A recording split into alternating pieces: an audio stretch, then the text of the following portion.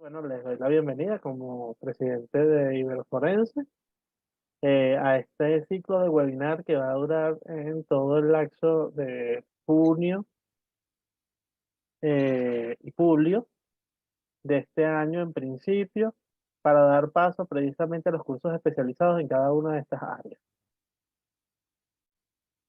A continuación, bueno, agradezco su presencia acá y me agrada de verdad muchísimo que existe una confluencia de personas acá. Ya estoy viendo 96 participantes, me siento bien Que alegre precisamente por todo eh, toda esta audiencia que tenemos en la actualidad. Bueno, voy a colocar la presentación en este momento a efectos de poder comenzar nuestra, nuestro webinar del día de hoy.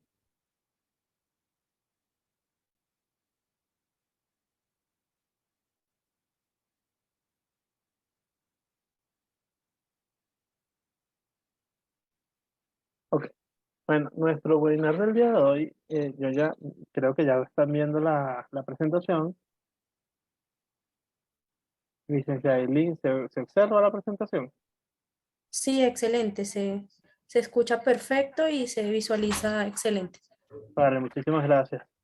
Nuestro webinar del día de hoy, que abre precisamente este ciclo de conferencias virtuales, está intitulado como Ciencias Forenses, Trabajo Multidisciplinario al Servicio de la Justicia. Mi nombre es Emanuel Emilio Valero Hurtado, yo soy antropólogo forense y entomólogo forense. Soy abogado y médico veterinario venezolano. Tengo una especialización en Derecho Penal Internacional, una maestría en Ciencias de la Educación. Me doctoré en Patrimonio Cultural y en Ecología del Desarrollo Humano y tengo un postdoctorado en Arqueología y Antropología Forense. Actualmente funjo, funjo como director de Iberoforense y de Iberoforense y como coordinador técnico académico de Ciencia por la Verdad, que es nuestra organización aliada en Ecuador. Eh, Aún trabajo como asesor en museos antropológicos en Venezuela, en este caso a distancia. Me desempeñé durante muchos años como profesional forense en el Ministerio Público Venezolano, en la Unidad Criminalística contra la Vulneración de Derechos Fundamentales. También soy profesor universitario de la Universidad Nueva de Esparta y de la Escuela Nacional de Fiscales del Ministerio Público de Venezuela. Dictado múltiples cátedras en ciencias morfológicas, particularmente en anatomía macroscópica, microscópica y comparada, y en identificación humana, además de que he realizado una serie de publicaciones y artículos en revistas arbitradas e indexadas a nivel latinoamericano y en España. Y también, bueno, en este momento ya tengo 5 libros publicados en las áreas correspondientes. Nuestra agenda de hoy va a abarcar precisamente este, el tema de las ciencias forenses en este marco precisamente de la multidisciplinariedad, la clasificación de las ciencias forenses en atención al objeto de estudio que tienen, cada una de ellas, a lo que se ha diseñado este webinar, dirigido primero a las ciencias de la identificación, luego a las ciencias lesionológicas, las ciencias criminalísticas, las ciencias de la conducta y las administraciones de justicia. Entonces, en principio, nosotros vamos a considerar que como ciencias forenses, aquellas que tienen su aplicación en el sistema legal. Entonces, claro, esta definición es bastante simple, incluso reduccionista si se quiere, pero básicamente ese es el norte de la ciencia forense, o sea, la aplicación de cada una de las disciplinas científicas en atención a la resolución de casos legales de diferente índole. Normalmente cuando estamos hablando de ciencias forenses pensamos en derecho penal, pero las ciencias forenses no solamente sirven al derecho penal, no sirven de auxiliares nada más a esta rama del derecho, sino también al derecho civil e incluso al derecho mercantil. En este sentido, Las ciencias forenses deben ser consideradas como unas disciplinas que trabajan en conjunto para investigar hechos delictivos. Dentro de las ciencias forenses, incluyendo la criminalística, como bien lo plantea la Academia Americana de Ciencias Forenses, nosotros estamos en presencia de una serie de ciencias aplicadas. En el caso de la criminalística, se da la discusión de que si se trata de una ciencia multidisciplinaria o una disciplina científica aplicada o una práctica profesional de aplicación científica, cualquiera sea el gusto que usted o el argumento que usted quiera plantear para definir a la criminalística, el punto es que particularmente la criminalística tiene como objeto eh, la, el análisis eh, físico del delito. Entonces, esto implica que incluso su propio origen nace dentro del estudio del delito, a diferencia del resto de las ciencias forenses.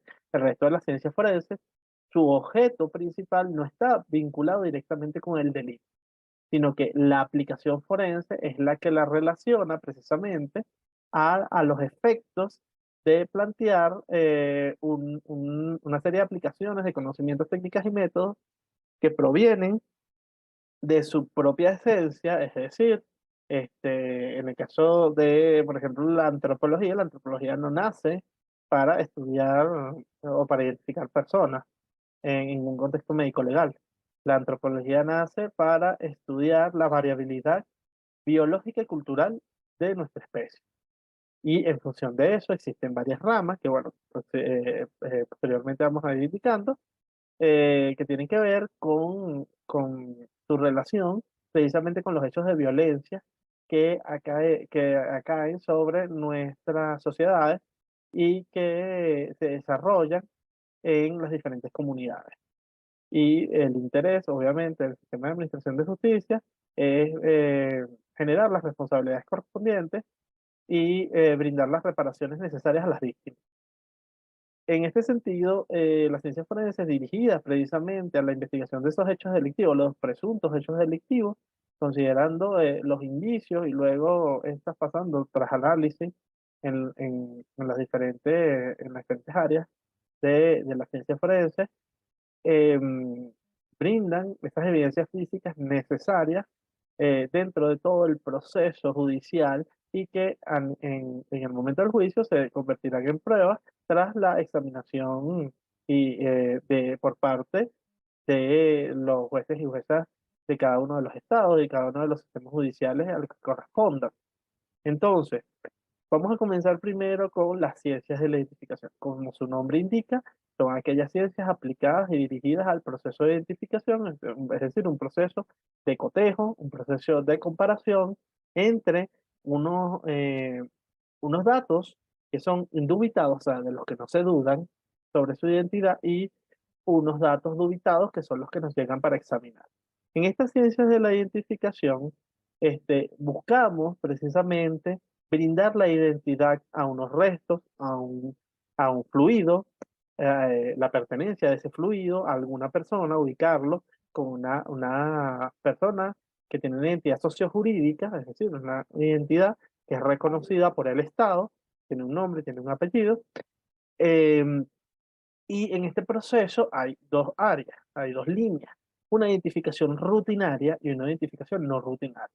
En el caso de la identificación rutinaria, que es la identificación policial, ahí vamos a encontrar de forma bien íntima a lo que sería la dactiloscopia, particularmente como una rama de la lofoscopia, con la utilización de nuestras huellas dactilares, precisamente porque nuestros sistemas de identificación civiles están basados mayoritariamente en casi la totalidad de los estados en nuestras huellas dactilares.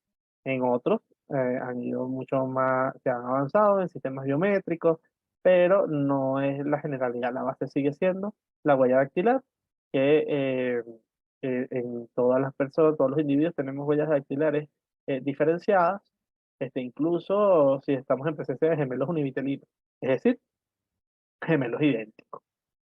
Esto implica, pues, que, que nuestra identidad sociojurídica está relacionada con unos indicadores biológicos. En este caso, las huellas dactilares con sus crestas, con sus deltas, este, nos va a permitir, y incluso, que es un tema bien interesante, se ha avanzado a un nivel superior en todo el tema de dactiloscopia, examinando también los poros que se encuentran a nivel de las huellas, es decir, a través de una subrama que se denomina la poroscopia. Por eso, también aquí estaría el documento de identidad, sea en el caso de la cédula de identidad, cédula de ciudadanía, cédula de extranjería, dependiendo del documento como se denomina en cada país, pero, en el caso, esto en el caso de Venezuela, por ejemplo, la cédula de identidad se obtiene aún en la infancia, pero ya alcanzando los 9, 10 años. En el caso de otros países, la cédula de identidad es previa a esa edad. Entonces va a depender también de la estructuración de los sistemas de identificación que tiene cada país. Ahora bien, en el caso de la identificación no rutinaria, nosotros vamos a encontrar a tres disciplinas que trabajan de forma conjunta a todos los niveles, que es la antropología, la odontología y la genética. Todas ellas van guiadas a esclarecer eh, la, el- la, la pregunta que se nos hace de quiénes son esos restos, o en el caso de genética, va más allá y de quiénes son también esos fluidos, que al final, cuando hablamos de forma técnica, serían también restos, porque son vestigios biológicos de la humanidad, de una persona, de un sujeto, de la dimensión corporal de una persona. Y nos lleva a un proceso de individualización de todas estas evidencias físicas, es decir, para poder alcanzar un proceso de identificación adecuado. En el caso de la antropología, no solamente identifica restos humanos, sino también identifica sujetos vivos a través de soportes fílmicos, a través de soportes fotográficos que son de orden bidimensional. En el caso de la odontología, si bien es una ciencia, es parte de la ciencia de la identificación, también vamos a observar que ella también forma parte, o sea, tiene un comportamiento dual en el mundo de la ciencia forense, porque también forma parte de las ciencias lesionológicas o de las ciencias de la lesionología. ¿Por qué? Porque los odontólogos forenses también evalúan las lesiones producidas en el aparato o en el sistema estomatognáticos a través de una serie de traumas que pueden ser propiciadas en un sujeto, en una persona viva. Y esto forma parte del reconocimiento médico legal que se realiza en las medicaturas forenses también, en este caso a nivel odontológico para conocer o para conocer precisamente y poder generar un dictamen pericial donde se exprese cuál es el daño que pudo haber causado cierta lesión que fue infligida contra esta persona. En el caso de genética, también trabaja, al igual que antropología, en un aspecto civil, por ejemplo, en las pruebas de paternidad y maternidad, porque anteriormente se dudaba de la paternidad, pero nunca se dudaba de la maternidad. En la actualidad se duda de la paternidad, se duda de la maternidad también. En el caso de antropología, en el ámbito civil, trabaja apoyando al sistema de adopciones, realizando estudios de maduración ósea para establecer particularmente cuando se trata de personas, en este caso, subadultos, es decir, menores de edad, que no presentan una documentación, no hay registro en muchos casos, entonces no sabemos qué edad tienen. Y en función del establecimiento de una edad biológica, es que son insertos dentro del sistema de adopciones para ubicarlos en los niveles que correspondan. Ahora, ¿qué es la antropología? Bueno, la antropología es la ciencia, como ya había mencionado, que estudia la variabilidad biológica y cultural del ser humano, es decir, estudia el origen, estudia la variabilidad y estudia la experiencia biocultural humana. Generalmente, cuando se habla de antropología, la gente piensa en huesos, en huesos antiguos particularmente, y en la actualidad, bueno, hay una popularización también desde hace más de una década eh, de la experiencia de la antropología forense a través de series como Bones, en el caso de la serie de Fox, que estaba basado en la experiencia vivencial, en la vivencia de una antropóloga forense norteamericana, que es Kathy Reich, que ella ha escrito libros, texto de libros de consulta en el área, pero también una de las cosas bien importantes en ella es que ha escrito novelas basadas en sus casos. Entonces, esto le ha permitido extender sus conocimientos, incluso ya durante muchos años, las primeras temporadas de la serie, ella fue productora de la serie. Entonces, como estudiamos el origen y la variabilidad y también la experiencia biocultural humana, y hablo de biocultural porque el hueso nos habla. O sea, no nos habla obviamente de forma literal, pero sí de forma figurativa si sabemos cómo interpretar lo que nos está mencionando a través de su estructura, de sus modificaciones, porque nos refiere todo un proceso de estrés fisiológico generado por las ocupaciones, por el tipo de alimentación. Hay características o indicadores que son marcadores del dimorfismo sexual, es decir, de las diferencias entre los masculinos y los femeninos.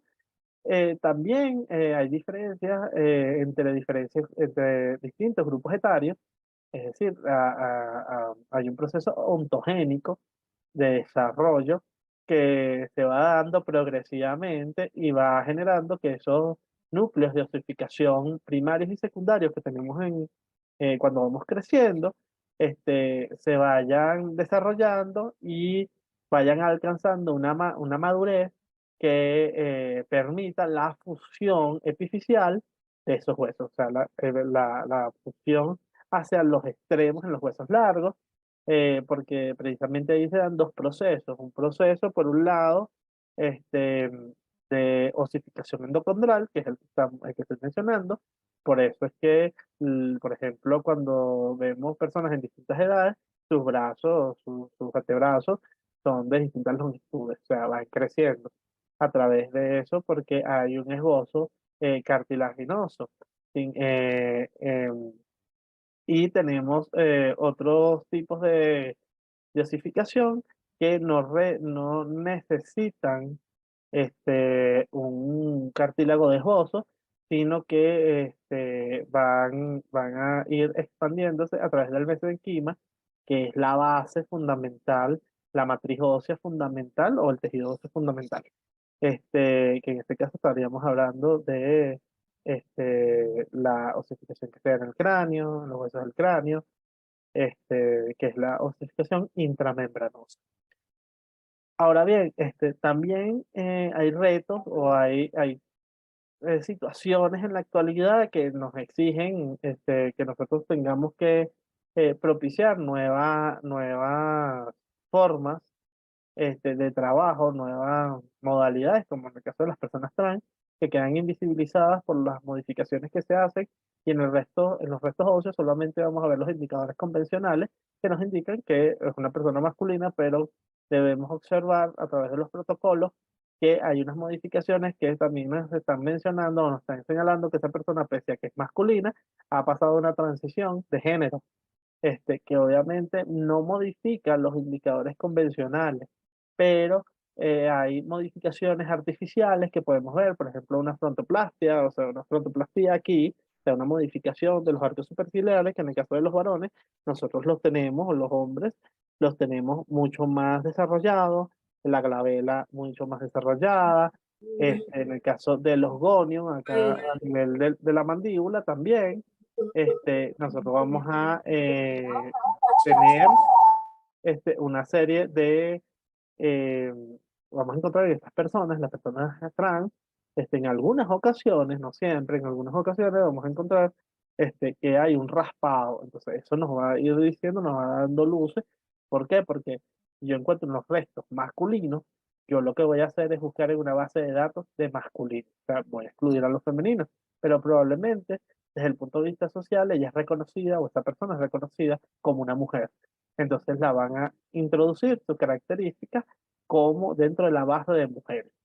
Entonces, eso es importante para no invisibilizar a las personas. Recuerden que todos nosotros los científicos forenses estamos al servicio de la justicia, al servicio de los derechos humanos, independientemente las percepciones que podamos tener en temas controversiales. Disculpe, Ahora, doctor, qué pena. Dicen los chicos que no se escuchan. ok, ahora, ¿Me confirman, por favor? Se escucha perfectamente. Serán algunos que tienen problemas por escuchar. Muchas gracias, muy amable. ok, chévere. Entonces, en este sentido, claro, el hueso, así como los dientes, bueno, nosotros también evaluamos los dientes, el hueso o el esqueleto en general es un vehículo también para que los genetistas puedan evaluar el genoma, o sea, puedan hablar, obtener perfiles genéticos que nos permitan corroborar también la identidad. Por eso es que les decía que es un trabajo conjunto. Entonces, a medida que nosotros vamos a ir observando las diferentes disciplinas en este webinar, vamos a ir realizando unas interacciones dentro de las mismas categorías de ciencia de la identificación, ciencia lesionológica, ciencias criminalísticas y ciencias de la conducta, con las otras áreas, para que observemos que en la praxis sí hay una comunicación directa entre nosotros. Ahora, en el caso de la antropología, de forma tradicional se asociaba la antropología forense con la antropología física biológica, es decir, la antropología que estudia, o la rama de la antropología que estudia la variabilidad y el origen biológico, es decir, la evolución y la variabilidad que se gesta en nuestras poblaciones por procesos microevolutivos y macroevolutivos, y que nos hacen ser Homo sapiens y no cualquier otro homínido. Sin embargo, después de 1960, 1970, con la entrada de la nueva antropología física, que tenía una perspectiva mucho más procesual, explicativa, alcanzaba, en conjunto con la nueva arqueología, con la arqueología procesual, la generación de modelos explicativos.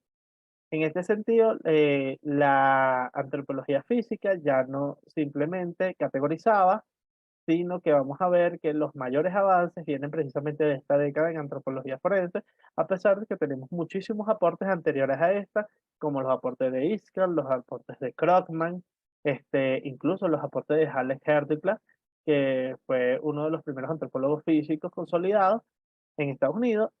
También nosotros vamos a ver que en la antropología forense encontramos eh, la aplicación de la arqueología a través de las técnicas y métodos de prospección y excavación. Entonces allí nosotros vamos a tener una diferenciación a veces en arqueólogos forenses y antropólogos forenses, pero es más operativa que realmente desde el punto de vista teórico, porque en el caso de la tradición americana, que es donde la antropología forense tiene un gran peso, un gran avance, particularmente en Latinoamérica y con los aportes de Norteamérica con el doctor Fly Snow, que básicamente es el que va a propiciar la gestación de estos equipos a raíz de los procesos de dictadura en Latinoamérica, particularmente en Argentina, con el equipo argentino de antropología forense, que desde 1984 está trabajando en conjunto con organizaciones como las Abuelas de Mayo, o la Fundación de Antropología Forense de Guatemala, que propició la creación de la Asociación Latinoamericana de Antropología Forense, o el equipo uruguayo de antropología forense y múltiples equipos que se han gestado aquí en Colombia. Tenemos a Equitas, tenemos la Asociación Colombiana de Antropología Forense, o sea, se han generado una serie de equipos. En Venezuela, la Sociedad Venezolana de Antropología Forense, la Sociedad Venezolana de Antropología Física, que tiene un área de antropología forense, bioarqueología y paleopatología. eh, y en México tienen una excelente trayectoria, por lo menos desde el punto de vista teórico, para la identificación somatológica, más en el caso de del desarrollo de la antropología forense, se pudiera considerar que no tiene una amplitud como como se pudiera pensar pese a tener una licenciatura en antropología física. Este, en el caso de Ecuador, bueno, Ecuador ha tenido todo un proceso de aportes de antropólogos venezolanos, en este caso el doctor Adán Hernández, este, que realmente propició todo un cambio en la perspectiva de lo que sería el desarrollo de nuestra disciplina allí, particularmente en Guayaquil. Este, y esto nos ha dado el doctor Miguel también en el caso de Quito, y ahora ya están las generaciones de antropólogos ecuatorianos que han sido formados precisamente porque sus pensos de estudio en principio no estaban condicionados para abordar desde el punto de vista metodológico eh, toda esta serie de estudios que les exigían. Pero ahora, bueno, ya está mucho más consolidados.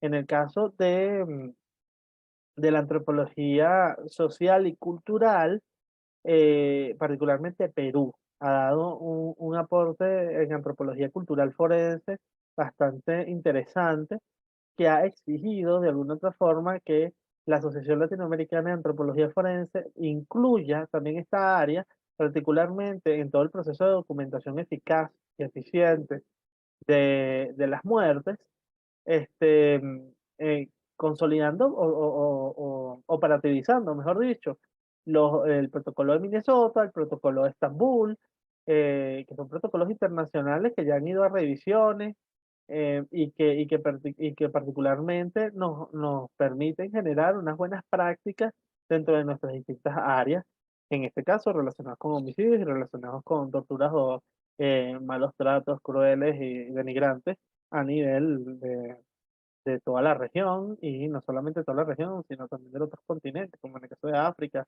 o en el caso de Europa, donde muchos de nuestros equipos han brindado apoyo, el equipo peruano de antropología forense con Baraybar o el equipo argentino de antropología forense con Luis Fondebrider y con muchos otros, con Mercedes Salado y con muchos otros de nuestros colegas en estas áreas, particularmente como peritos internacionales ante la Corte Penal Internacional. Ahora bien, ¿por qué la antropología social cultural en la antropología forense? Bueno, lo primero que en la antropología social cultural, lo que podemos quizás rescatar de su área de acción, que es bastante amplia, son los modos y los estilos de vida, las estructuras sociales, las tradiciones y costumbres. ¿Y en qué nos va a servir a nosotros? Bueno, en evaluar los ritos funerarios que tienen las diferentes comunidades, la cultura de la muerte, pero también los patrones de violencia, porque la violencia es de orden cultural, la violencia no es biológica. Lo biológico es la agresividad, o sea, que es una reacción instintiva ante un sentimiento de amenaza, pero la violencia es una construcción cultural. Entonces, toda esta serie de ritos funerarios, estos patrones en cultura de la muerte y de la violencia, nos van a ayudar como antropólogos forenses, o en general, no solamente a los antropólogos, a todos los científicos forenses a comprender el contexto en donde se está gestando o donde se está propiciando estos hechos de presuntamente delictuales. Entonces, em, además de esto, nosotros vamos a tener los aportes de la arqueología, precisamente brindándonos esa forma de examinar. Aquí es una cuestión más metodológica, la forma de examinar la cultura material del pasado, las formas rituales pretéritas y particularmente algunas técnicas de la arqueología funeraria para la búsqueda y rescate de restos humanos. En este caso, la arqueología nos enseña desde el principio a todos los que hemos tenido el placer de estudiar arqueología o de hacer nuestros planes de estudio, eh, entender que en el momento que tú intervienes un yacimiento, que es lo equivalente a una escena del crimen desde el punto de vista criminalístico, o un sitio del suceso o de liberación, en el momento que tú lo intervienes, ya debes empezar, o sea, antes de intervenir, tú tienes que empezar a registrar de forma pormenorizada, porque en el momento que lo intervienes, contaminas la escena. O sea, ya tú perviertes, o sea, no, bueno, pervertir no sería la palabra más adecuada, pero eh, afectas, incides sobre el sitio. sobre el sitio y las relaciones que existen entre los artefactos y los artefactos vamos a considerarlos como los indicios en el caso criminalístico. Incluso la criminalística de campo se basa precisamente en técnicas y métodos de la arqueología. Entonces aquí teníamos técnicas de prospección que nos posibilitan alcanzar las observaciones necesarias para nosotros poder encontrar cada uno de los indicios necesarios a nivel superficial y también indicadores que nos señalen que allí se encuentra algún enterramiento clandestino. Entonces, y no utilizo el término fosa común, porque recordemos que el término fosa común, si bien pueden haber fosas comunes clandestinas, también hay fosas comunes oficializadas o regularizadas, que son las que utiliza un estado X para poder deponer los cadáveres o los restos humanos que no son identificados o que no son reclamados en algunos casos. Entonces aquí en arqueología nos va a permitir entender cuáles son las técnicas para excavar de forma adecuada, porque cuando estamos excavando, nosotros visualizamos el contexto de cómo fue depuesto ese cuerpo.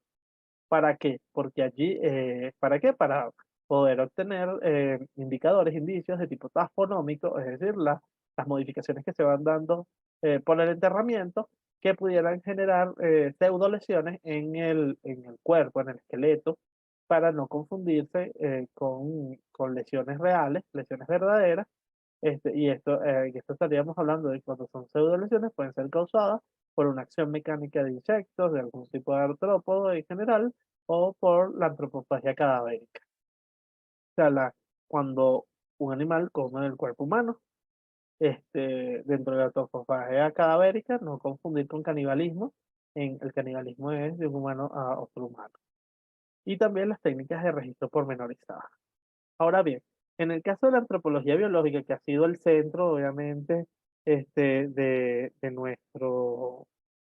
nuestra área, estamos hablando de la antropología física y biológica. O sea, el centro de nuestra área son los restos humanos, el cuerpo, comunidad de análisis, este, nos va a permitir precisamente establecer una serie de consecuciones que nos permiten o que nos posibilitan que nosotros podamos alcanzar la evaluación, la examinación, tanto de restos humanos en cualquiera de las condiciones que los tengamos, sea que los tengamos en una condición de cadáveres frescos, en cadáveres putrefactos, en cualquiera de las etapas, en cualquiera de las fases, sea cromática, sea enfisematosa, sea colicuativa o sea reducción esquelética, si los encontramos con armonía articular o no, que si los encontramos alterados mecánicamente, están mutilados, desmembrados,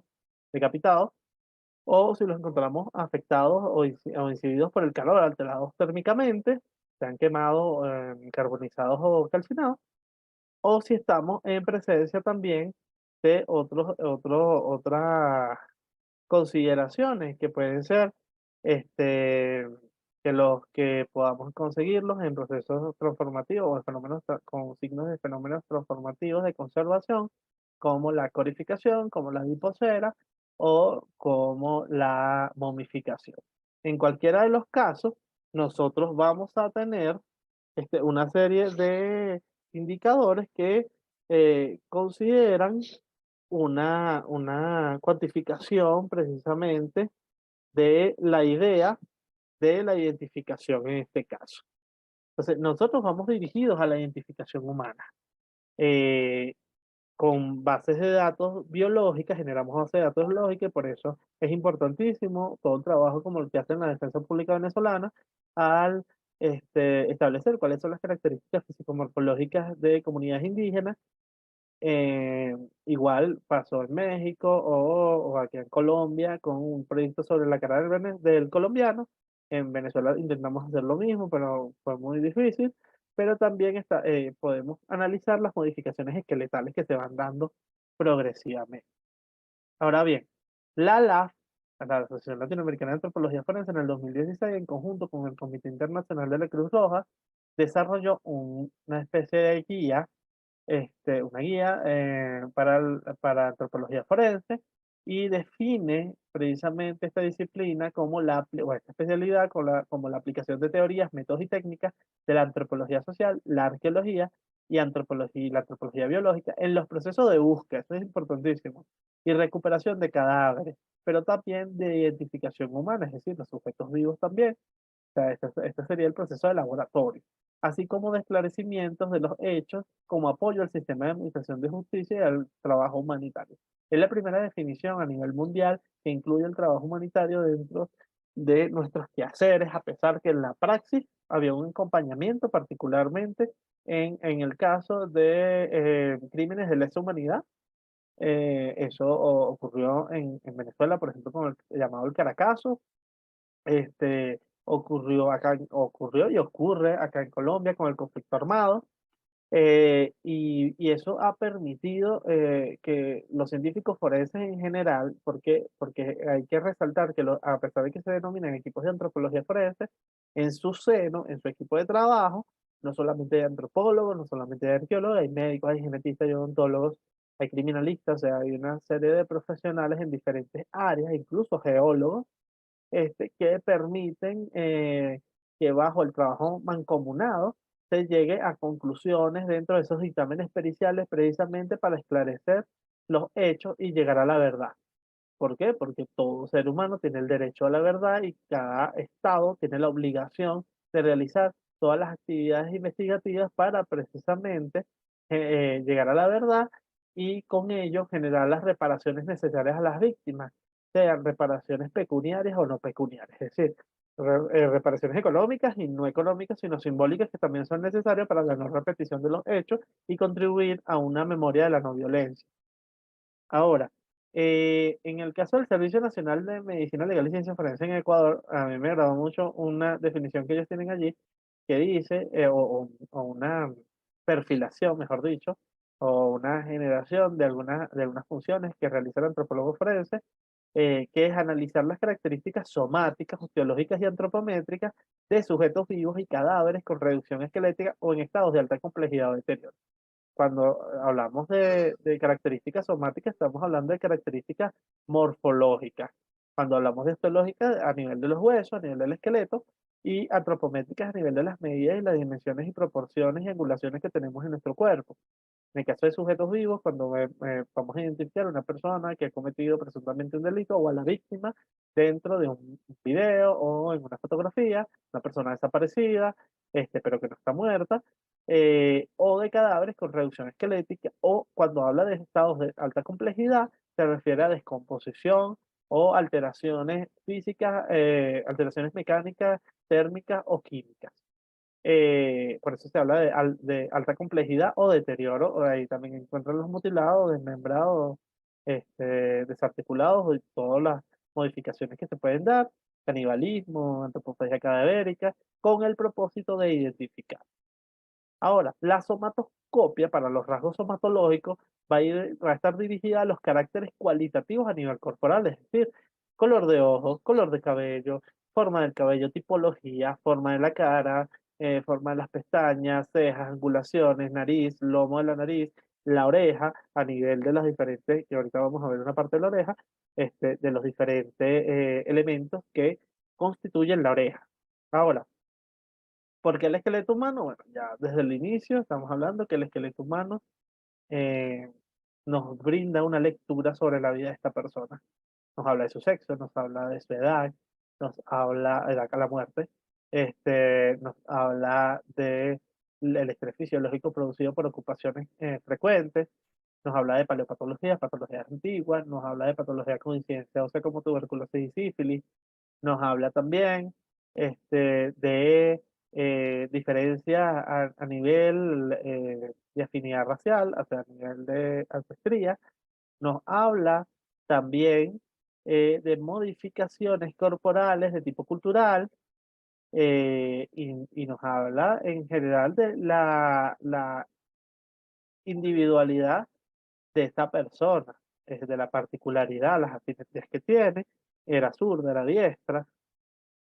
Y tenemos los caracteres cuantificables del cuerpo, o sea, los mesurables, los que podemos medir a través de la somatometría, que incluye la cefalometría, que es la medición de las estructuras de la cabeza, la medición facial del rostro nada más, y la corporal del resto del cuerpo, y la osteometría. En el caso de somatometría puede ser aplicada tanto a vivos como a muertos, y en la osteometría solamente a muertos.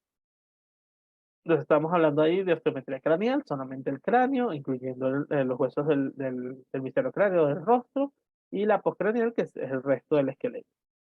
Esto tiene fines de distintos tipos. O sea, tiene fines, la osteometría la podemos utilizar para asignación del sexo, para asignación del patrón ancestral, para la estatura. Entonces, acá también en el caso del Consejo de la Judicatura de la República de Ecuador nos habla de la identificación de restos esqueletizados, o sea, eso lo hacemos los antropólogos, determinación de marcas sobre los huesos que orienten a definir precisamente las causas de la muerte, reconstruyendo esta mecánica de los hechos, o sea, cómo se dieron los hechos y la mecánica de las lesiones también que podemos observar en huesos. Conjuntamente, este trabajo lo realizamos con el arqueólogo forense, el criminalístico de campo y el médico forense.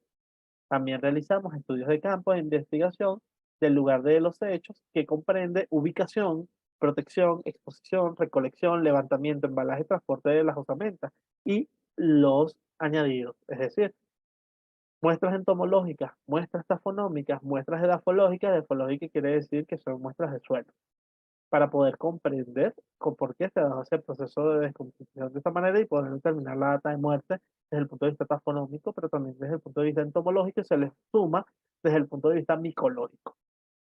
Análisis de antropología física para identidad, causa de muerte y manera de muerte. Análisis de restos óseos para determinar las patologías y lesiones antiguas o perimorte. Perimorte quiere decir que es alrededor de la muerte, de los restos óseos humanos que se han exhumado.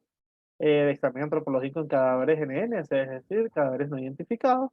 Examen antropológico en muertes múltiples, muertes colectivas, desastres masivos y ampliaciones de peritaje que puedan solicitar. Aquí entonces estamos viendo que hasta cierto punto la antropología forense es una antropología de la muerte también. A nivel de la antropología sociocultural, va a estar dirigida, para hacer un resumen general de esto, a la documentación preliminar y al trabajo con los informantes clave, para poder realizar la búsqueda adecuada y recuperación de esos restos humanos. La arqueología nos brinda técnicas de prospección y excavación que están dirigidos a la búsqueda y recuperación de restos humanos o indicios asociados. Y la antropología físico-biológica, que es más de laboratorio, nos permite realizar la serie de ensayos, de examinaciones que necesitamos para los fines identificativos. A nivel de los vivos, en el Consejo de la Judicatura de la República del Ecuador también nos refiere bien preciso que podemos utilizar cualquiera de los sistemas de identificación física humana para la identificación fisionómica. En este caso, antropología está incluida. Realizar el análisis y cotejamiento fisionómico de las personas con imágenes y fotografías, realizar el análisis y cotejamiento de muestras biométricas corporales con imágenes y o fotografías. Cuando ven estas en rojito, es porque eso no lo hacen los antropólogos, nosotros no cotejamos objetos. Entonces esto es una discusión que se tiene que dar en el Consejo de la Judicatura, y que nosotros como empresa también estamos participando en esa discusión, porque no tiene nada que ver con identificación fisionómica de un objeto.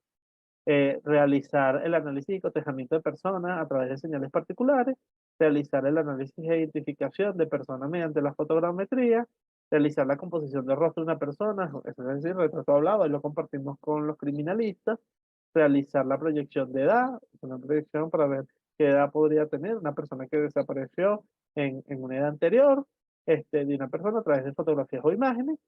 Realizar el análisis y cotejamiento de huellas de pie calzado. En este caso, nosotros no realizamos de huellas de pie calzado, sino de huellas de pie desnudo.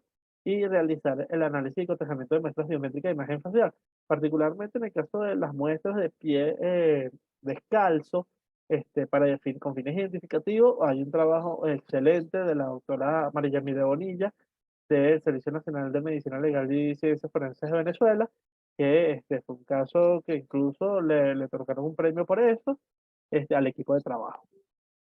Ahora, eh, algo que también tenemos que considerar aquí es que este, hay dos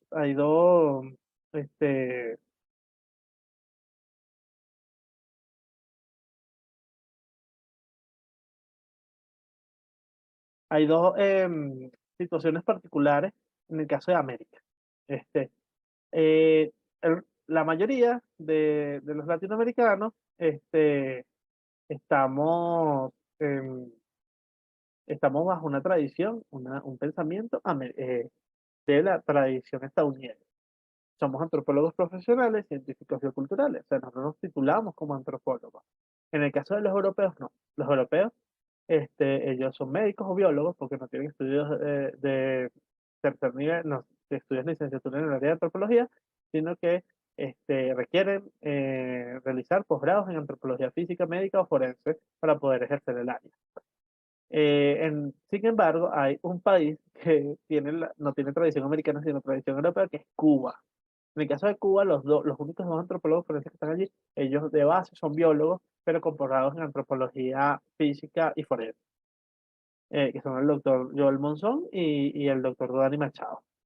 Ahora, este, ¿qué evaluamos? Y aquí viene todo el meollo donde estamos un grupo de profesionales, no solamente antropólogos, estamos ontólogos, genetistas, patólogos forenses, toxicólogos, están radiólogos forenses, imagenólogos forenses, incluso en algunos casos hasta los de microbiología, de microscopía y microanálisis también participan acá, y los criminalistas de campo y también los criminalistas que están en física forense, particularmente los de trayectoria balística, donde evaluamos o examinamos cadáveres de reciente data, cadáveres en avanzado estado de descomposición, restos alterados térmica, química y biomecánicamente, osamentas.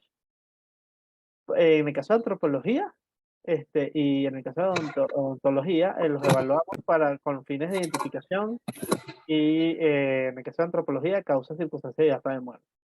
Aquí también hay una aplicación dentro de la antropología, que es la taxonomía, donde se inscribe también la entomología forense, y hay un gran desarrollo en el caso de España con la doctora Concha Magaña, eh, de entomología forense, pero ya está escrita antropología. En el caso, sin embargo, entomología forense es un área como multidisciplinaria de por sí, donde hay biólogos, hay médicos y hay otros profesionales. Pero en principio, cuando vemos incluso el libro de Reverte Coma en 1999, es de antropología forense y un capítulo completo para entomología forense, donde se relaciona precisamente con la identificación. En este caso, la identificación de especies a nivel taxonómico y de los ciclos de vida para poder determinar la data de la muerte. En el caso de cuerpos, particularmente a partir de las 72 horas. En el caso de los sujetos vivos, la antropología se inscribe precisamente en la identificación, pero también de forma secundaria en la determinación de la capacidad biomecánica que tienen algunas personas para activar armas, para utilizar ciertos objetos y causar lesiones, y la maduración biológica para los fines que ya habíamos mencionado, pero también con fines penales, porque en algunos casos, algunos adultos o adultos jóvenes, por los rasgos fisionómicos que detentan, tratan de burlar la justicia, pasándose por adolescentes, donde obviamente el tratamiento judicial en algunos países no va a ser de la misma naturaleza que para los adultos. Entonces nosotros simplemente realizamos estudios radiológicos, particularmente en el caso en este caso, de la mano izquierda, a efectos de nosotros poder establecer por la maduración de los huesos, en especial del carpo, en cualquiera de sus filas, o en las epífisis distales del radio y la ulna, cuál es, si es cerrado o fusionado o no, lo que serían las placas metafisiarias o las placas epifisiarias en este sentido. De las líneas epifisiarias ya no existirían en el caso de ser adulto. Ahora, estas son parte de los instrumentos que nosotros vamos a utilizar en antropología forense, tablas osteométricas, compases, diferentes compases de corredera, compases de ramas curvas, podemos utilizar mandibulómetros, goniómetros como el que estoy señalando, estos son unos segmómetros, y bueno, metros, algunos para hacer algunas mediciones. Entonces, dentro de la ciencia forense, particularmente en las ciencias de la identificación, nuestra base para antropología y ontología, y en el caso de patología, que también arroja algunos apoyos en muchas ocasiones, vamos a utilizar como base la anatomía. La anatomía es fundamental, que es la osteología, la arterología. La osteología es el estudio de los huesos, la arterología es el estudio de las articulaciones, la miología es el estudio de lo que serían los músculos, el tegumento y las paneras, que sería la piel, y las adiciones las paneras incluyen los apéndices córneos, que son las uñas, los apéndices pilosos, que son los pelos en cualquier parte, sea en la región cefálica o en cualquier otra región corporal. Estas paneras responden a la estructura o el Bauplan de, de nuestro cuerpo como seres humanos. Obviamente en otras especies incluirá otros elementos anatómicos. La anatomía superficial, los órganos sensoriales, el sistema VAN, que se refiere al sistema de venas, arterias y nervios, y los órganos blandos. En antropología, realmente los órganos blandos, nosotros casi realmente no tenemos contacto con ellos, porque cuando nosotros llegamos ya están bastante podridos, entonces descompuestos, entonces no trabajamos mucho con ellos. En el caso de anatomía y los fenómenos cadavéricos, claro, nosotros para poder entender los fenómenos cadavéricos tenemos que comprender primero cómo es el sistema anatómico, o sea, cómo son los sistemas que conforman nuestra anatomía, o sea, las diferentes regiones topográficas, las estructuras, cómo se presentan, pero también la funcionalidad, o sea, la fisiología que se va presentando en esas estructuras anatómicas. Por ejemplo, aquí, al modo de ejemplo, modo de ilustración, vemos unos cráneos que tienen unas modificaciones, tienen unas alteraciones mecánicas, este, algunas lesiones, y estas son las diferentes normas en las que nosotros podemos apreciarlo. En el caso de las regiones del rostro, también, particularmente para ubicar las lesiones, pero estas en antropología se van a utilizar más para la descripción físico-morfológica, para identificación de vivo, igual que las regiones de la cabeza y cuello. Aquí las tenemos diferenciadas a través para poder establecer si, por ejemplo, hay algunos nebus son los lunares, nebus melanocíticos, efélides, que serían las pecas, cicatrices, tatuajes decorativos. ¿Por qué? Porque recordemos que en ciencias forenses hay dos tipos de tatuajes. Un tatuaje, que es de forma general, es el halo de pólvora que deja por el impacto de un proyectil en el cuerpo, y tenemos el tatuaje decorativo, que es el que tiene diferentes ilustraciones y representaciones simbólicas que dan cuenta, no sé, de modas, de circunscripción a algún grupo social o de simplemente estética.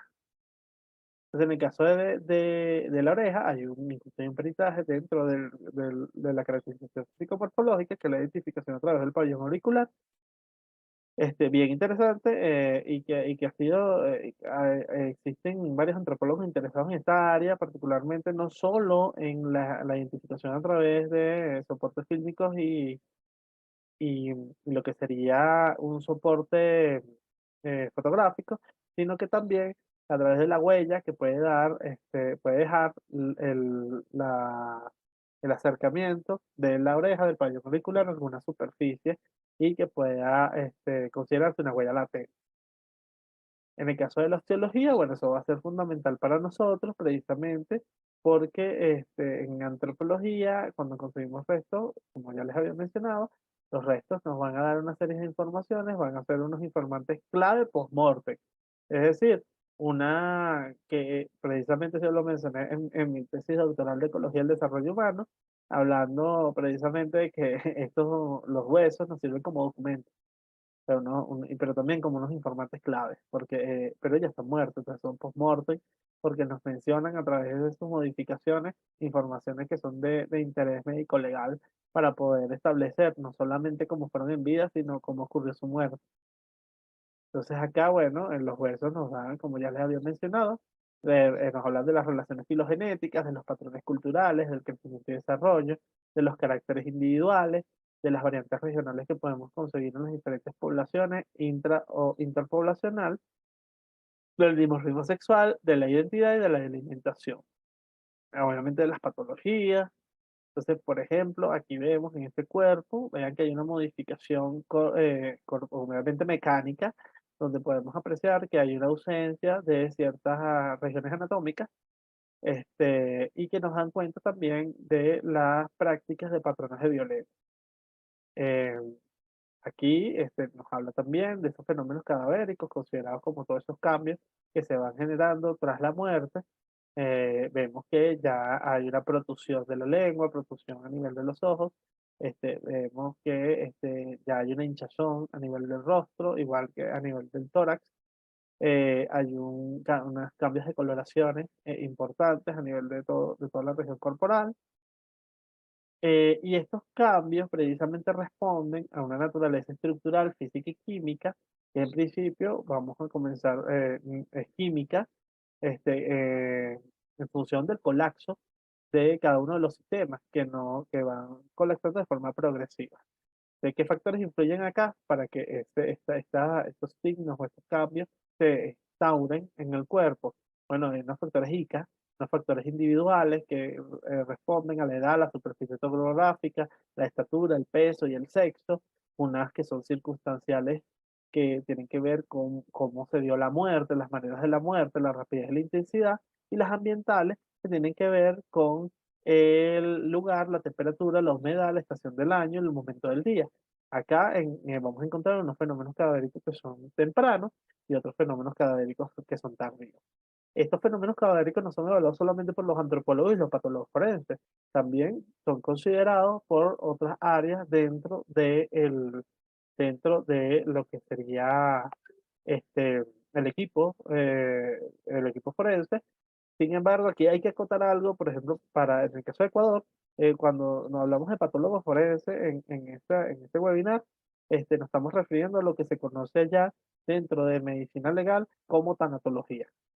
Pero en el resto de los países hay patólogos forenses, el servicio de anatomopatología forense. Entonces acá, bueno, vamos a tener una serie de signos, como en el caso del algor mortis, este, el algor mortis, nosotros lo vamos a tener, este, como lo vamos a comprender que es el enfriamiento cadavérico que procede después de la deshidratación cadavérica. En el caso del rigor mortis, sería la rigidez cadavérica y que viene acompañado por el espasmo cadavérico. Y en el caso del livor mortis, estamos hablando de las livideces. Esas livideces que tienen que ver con esas deposiciones de sangre, de tejido hematopoyético, por efecto de la gravedad. Ahora, precisamente como venía mencionando, bueno, esta serie de fenómenos cadavéricos tempranos nos permiten precisamente establecer una ubicación temporal tras la muerte de esta persona, de este individuo, y luego tenemos una serie de fenómenos cadavéricos que son ya tardíos, donde vamos a poder tener los transformativos destructivos o transformativos conservativos. En el caso de los transformativos destructivos, este, iniciamos con la putrefacción con sus 4 fases. La fase cromática, que tiene que ver con cambios de coloración, la fase enfisematosa, que tiene que ver con la hinchazón, con la producción de gas por acción bacteriana, y que va acompañada con la protusión de los orificios naturales que no permiten la salida del aire y por eso se da la hinchazón. Y es un momento fundamental donde hay una atracción, como una atracción fatal por parte de los artrópodos, particularmente de dípteros y de coleópteros, a este cuerpo.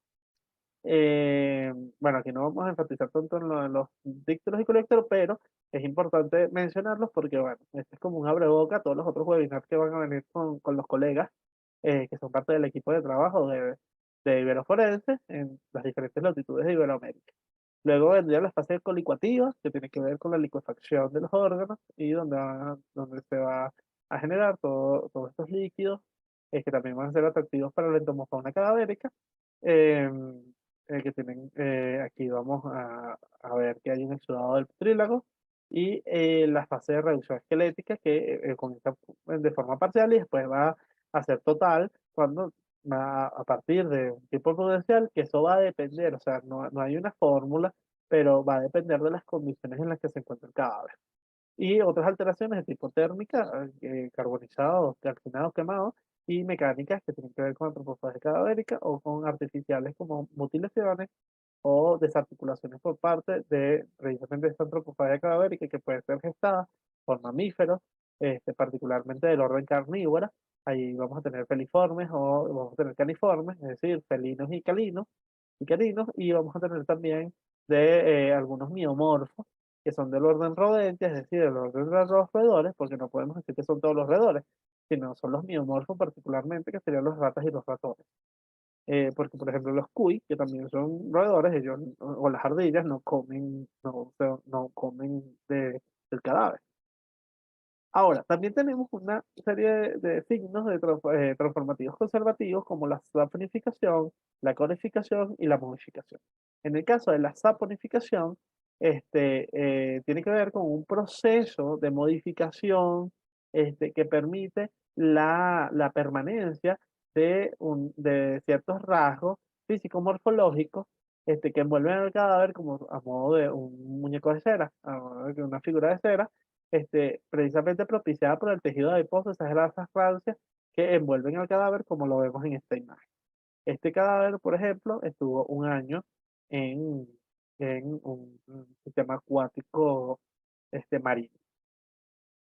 Y cuando abrimos, obviamente, a nivel de cavidad pélvica, muchos de los músculos estaban con una coloración bastante rosácea, donde no había sido afectada por la putrefacción de forma directa, a diferencia de otros aspectos como esta exposición ósea de los fémures.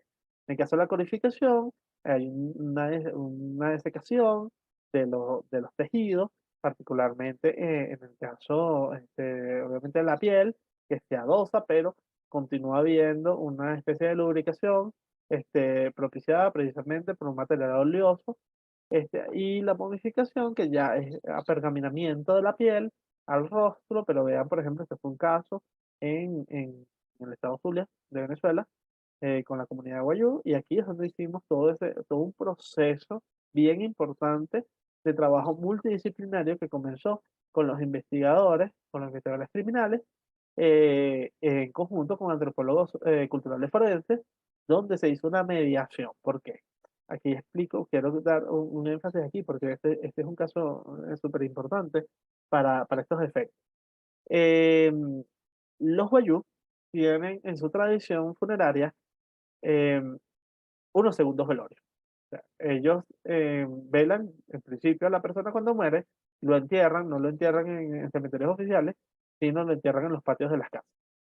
Luego, al 8 o 9 años, eh, exhuman el cadáver y realizan un segundo velorio.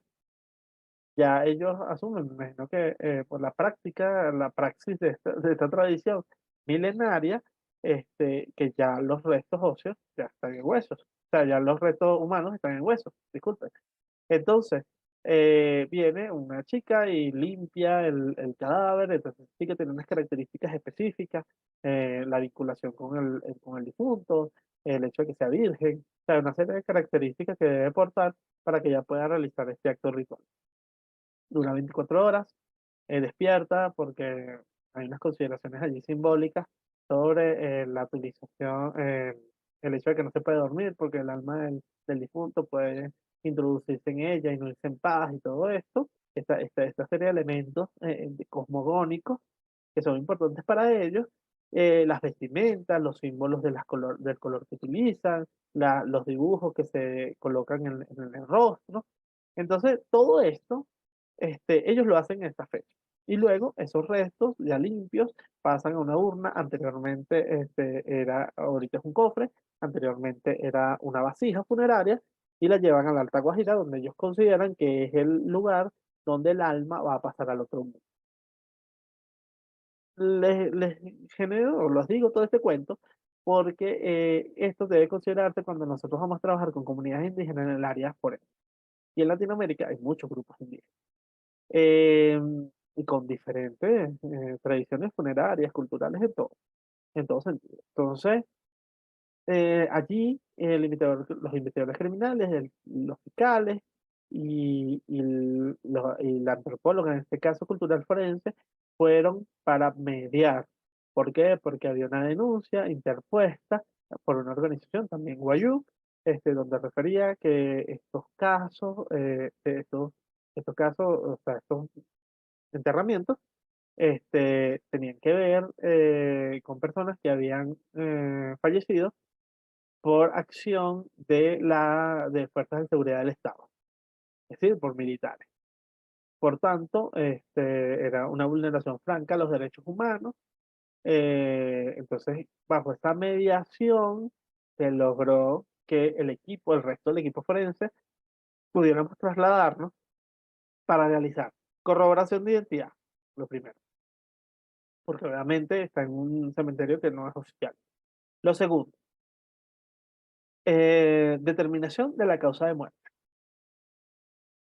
Incluyendo, o sea, todos los aspectos, ¿no? Desde el punto de vista patológico. En el caso de la identificación, estábamos dos antropólogos, un odontólogo y el genetista. Esto nos llevó precisamente, en el caso del genetista, él actúa de último, entonces que una de las complicaciones allí, ya estando en el sitio, era el hecho de que ellos no permitían la craneotomía, que era fundamental para los patólogos. Entonces hubo una mediación, entonces nos solicitaron a los dos antropólogos que estamos allá que habláramos con ellos, les explicáramos, porque en el caso de los antropólogos forenses, nuestra formación no es solamente antropólogos físicos, sino también, como ya vieron, por lo menos en Venezuela, en Colombia, nosotros tenemos una formación también dentro del área de antropología sociocultural.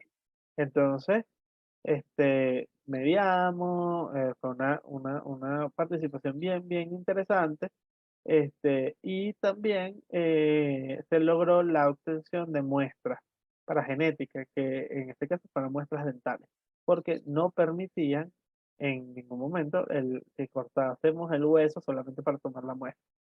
Entonces eso nos habla también de la percepción que ellos tienen del cuerpo. Entonces esas son cosas, o sea, muchísimos elementos que debemos considerar para poder tener una intervención a nivel forense efectiva que no vulnere más ni que reactivice a las víctimas. Entonces, acá, en este sentido, para nosotros fue un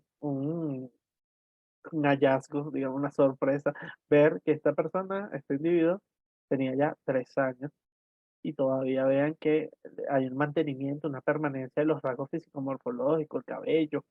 Entonces, claro, esta es una especie de unción que hacen ellos de forma artificial que permite que no se descompongan los diferentes tejidos, pero cuando revisamos el cuerpo, aquí no se ve en la foto, pero cuando revisamos el cuerpo observamos que habían 3 estados distintos de conservación. Teníamos saponificación en algunos lados, corificación en otros y la momificación en las otras.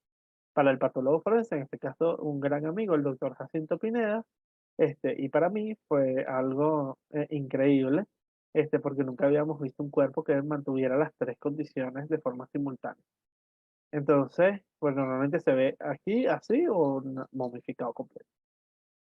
Entonces, en el caso de la saponificación, aquí lo podemos ver mucho mejor.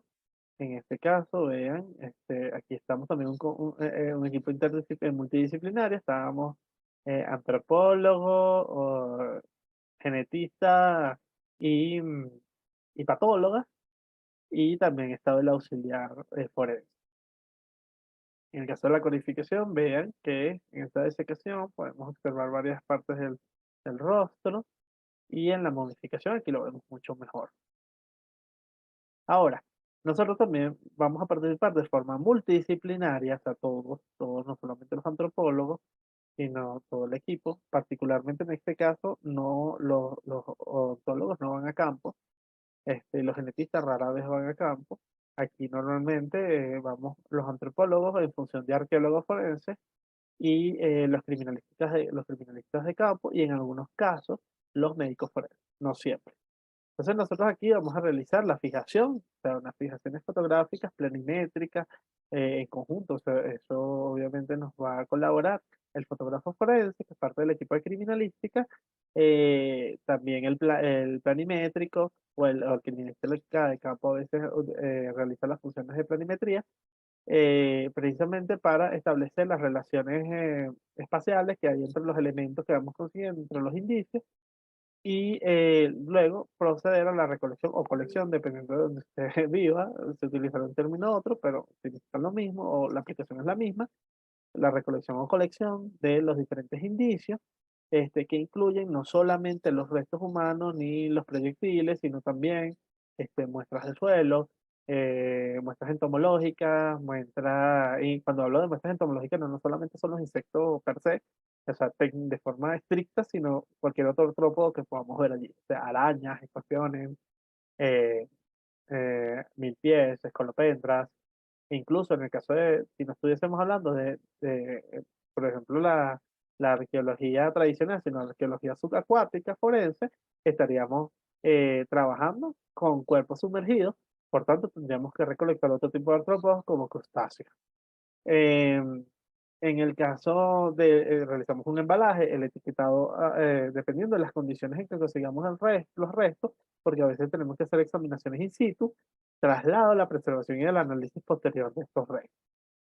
Entonces, en la arqueología forense nosotros lo vamos a establecer como la aplicación de los métodos técnicos y conocimientos de la arqueología tradicional o convencional a la recuperación de restos humanos de interés médico legal a través de dos áreas, que sería la prospección y la excavación y sus técnicas. Por ejemplo, aquí yo estaba en una exhumación que estábamos realizando, pero terminó siendo realmente una excavación en un lugar donde, bueno, se inundaba anualmente, en el caso de los que son venezolanos, en el Orza, eso se inunda todos los años, entonces esto ya tenían 30 años porque estos eran casos que estaban relacionados con la Comisión de la Verdad de desapariciones forzadas y tortura de los años 60, 70, 80 y 90, que llevaba a cabo esta investigación del Ministerio Público. En el caso de la prospección arqueológica, va a contemplar precisamente ese conjunto de trabajos o procedimientos que realizamos en campo laboratorio para la búsqueda de enterramientos clandestinos. Esto nos va a mostrar es cómo se dieron los acontecimientos pasados con relación a hechos delictivos. Aquí vamos a utilizar fotografías aéreas, ahorita los utilizamos con drones, prospección magnética, prospección geofísica, y lo que se busca es registrar parte o la totalidad de los enterramientos del área geográfica que estamos examinando y de los cuales se encuentran restos óseos que son visibles. Luego vamos a proceder a la excavación. En el caso de este, la excavación arqueológica tiene que ver con la investigación previa, en principio con la parte de prospección. El recorrido se va a basarse precisamente en ese recorrido de superficie, en la observación del lugar, para después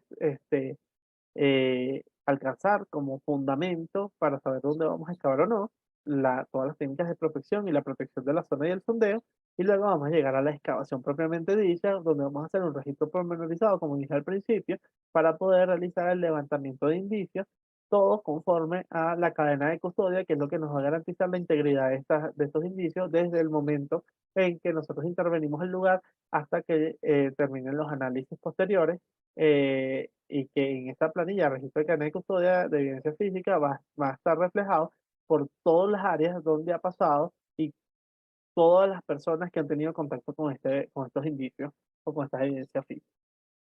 Aquí nosotros, bueno, aquí también obviamente se realiza una planimetría, y se establece cuál es la estrategia de análisis dependiendo de cómo se consigan los restos, si es por cuadrícula o la estrategia de extracción de esos restos, de recuperación, o por cuadrícula, o si tenemos que aplicar técnicas de arqueología de rescate.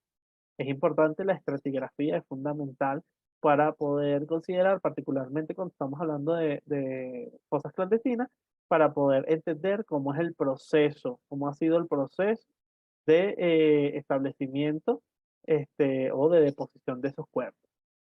Entonces, esto no lo podemos entonces resumir en registro, recuperación de indicios biológicos, recuperación de indicios no biológicos. Ahora, dentro de esta recuperación de restos humanos, nosotros tenemos que considerar todo el tema de la taxonomía forense, definiendo taxonomía forense, que además surge dentro del seno de la antropología forense, como el estudio o que estudia esta área los procesos de tiempo corto que ocurren luego de la muerte y durante la descomposición, examinando precisamente cómo esas variables bióticas, es decir, biológicas o abióticas, son no biológicas, pueden alterar cadáveres o restos de animales humanos no. En este caso, estamos hablando de animales humanos nada más, pero la taxonomía forense también en la actualidad empieza todo un repunteo para analizar los casos que tienen que ver con la materia de la medicina veterinaria forense, cuando encontramos cuerpos de animales no humanos que han sido sometidos a todo un proceso de maltrato generalizado y que han llevado a la muerte de este animal en circunstancias que debemos develar. Entonces, la taxonomía forense va a tener unas funciones específicas. Primero, data de muerte. Segundo, diferenciación entre modificaciones en los huesos humanos y los no humanos. Tercero, porque además podemos también conseguir algunos sitios de suceso, sitios de liberación, donde vamos a encontrar animales humanos y no humanos, o sea, cuerpos, cadáveres humanos y cadáveres no humanos. Particularmente, hubo un caso sonadísimo en Venezuela, donde encontraron los huesos quemados, o sea, los restos del cuerpo quemados de una mujer en conjunto con restos de sus mascotas. Entonces, claro, ahí había una alteración térmica, pero también una descomposición que hubo previa de esos restos, que son huesos cruzados, huesos mezclados. También la comprensión de los sucesos temporales y acaecidos sobre el cadáver, la evaluación de las variables de preservación ósea y la reconstrucción de las circunstancias de la muerte. Ahora, dentro de todo este proceso, que era lo que veníamos con la entomología forense, nosotros vamos a poder tener indicios de tipo entomológico, o sea, evidencias físicas entomológicas que pueden estar o no relacionadas con el caso, pueden darnos o no un aporte significativo al caso. ¿Por qué? Porque ahí nosotros vamos a recolectar todo, a recolectar todos los indicios de orden entomológico, que por extensión incluye a todos los artrópodos, recordemos, todos los artrópodos, o sea, incluye a los insectos, incluye a los arácnidos, incluye a los miriápodos, que ahí entrarían los 100 pies, 1000 pies y colopendra, y incluiría también a los crustáceos. Entonces, en cualquiera de sus fases fisiológicas. Y cuando hablo de fases fisiológicas, es importante referir esto y ser bien enfático. ¿Por qué? Porque las fases fisiológicas incluyen los huevos, las larvas, las pupas y los imagos. Los imagos son los adultos en el caso de los insectos holometábolos. Es decir, los insectos que van a tener este, los insectos que van a tener una metamorfosis completa. No así, en el caso de los que son hemimetábolos, van a tener una metamorfosis incompleta, que ahí encontramos otros grupos. En el caso de los holometábolos, vamos a encontrar los grupos de interés. Para determinación del intervalo postmortem mínimo, es decir, el tanatocronodiagnóstico, que sería en este caso el orden Dictera, que son moscas y mosquitos, particularmente en el caso de las moscas, familia Scaliforida, familia Mucidae, familia Sarcophagidae, Foridae. Allí tenemos también, en el caso de la Piofílida. Entonces vamos a tener una serie, Antiómide, o sea, vamos a tener varias familias allí.